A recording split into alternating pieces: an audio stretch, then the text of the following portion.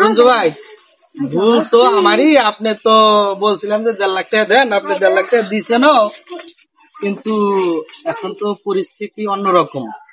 বিদেশ পাঠাইতে গেলে টাকা পয়সায় প্রাধান্য দেয় বেশি, টাকা পয়সার দরকার পড়ে আগে বেশি। টাকা পয়সা যদি আপনি আগে আগে দেন, তাহলে আপনার ছেলেকে বিদেশ পাঠানো সহজ হবে। তাই আপনি খুব তাড়াতাড়ি আর 2 লাখ টাকা রেডি করেন, তাড়াতাড়ি রেডি করেন। কি যে কোন ভাই, 1.5 লাখ টাকা জোগাড় যে পরিশ্রম গেছে আর যে কষ্ট হয়েছে, জায়গা জায়গা থেকে আলাত মালাত করে জোগাড়ছি, আমরা গরিব মানুষ দিন খাই, আবার এত টাকা কোনো পাবো কোন? আরে ভাই, এটা সমস্যা হবো না। আপনি দেখেন এদিক সেদিক থেকে টান দিয়ে দেন, আর গেলেই তো আপনি টাকা পয়সা পাইতেন। এদিক সেদিক করলে কি টাকা পাওয়া যাবে? টাকা ব্যবসা আর বোঝেন না। তারপরে এই মেম্বার সাহেব করছি, মেম্বার সাহেব আসুক। সে আসতেছে। আচ্ছা, আসলে আরে আপনি একটু তার সাথে কথা বলে রেডি করে দিয়ে দেন।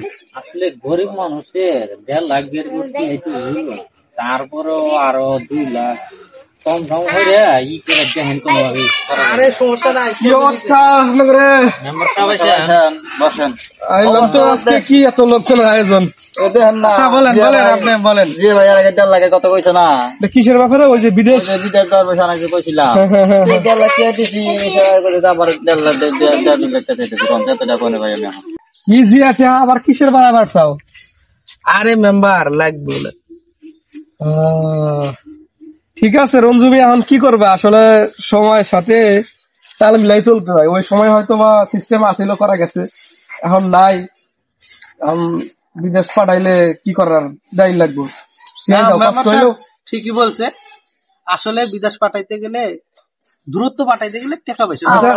তুমি থাকো, মানুষ বোঝেন না।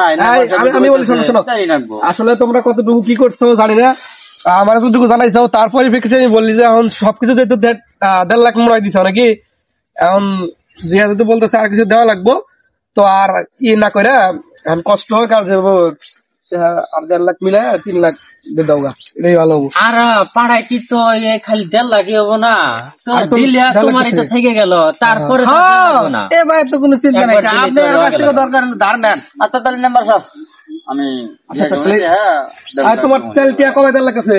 কালকে দিলেই ভালো হয়, বেশি পিছান যাবো না। আচ্ছা কালকে বিকালে যাই তাহলে। আমার একটু মিটিং আছে পরিষদে, তো আমার মিটিং লাগবে, সকালে রেডি করে রাখেন। হ্যাঁ জোগাড় তাহলে। আচ্ছা তাহলে এই কথা রইলো। আমরা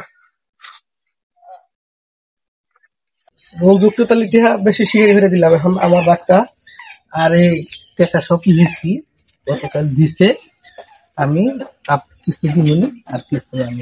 ঠিক আছে, সেটাই তুমি করো। তোমার তো আর সম্পূর্ণ টাকা লাগতেছে না, তুমি তো টাকা বাড়া দিতে সব হলো 3 লাখ, তোমার লাখ বললো 2 লাখ, দিতে সব 5 লাখ, তুমি আমার থেকে 1 লাখ টাকা দিও। আচ্ছা আপনি দিবেন, আপনি তো থাকবো, সমস্যা না। আচ্ছা ঠিক আছে, ঠিক আছে।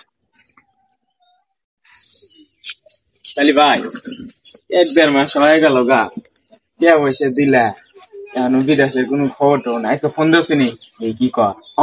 এখন তো কোনো খোঁজ করতেছে না বিয়ে ভাই, দেখি কোনো খোঁজ খবর নাই।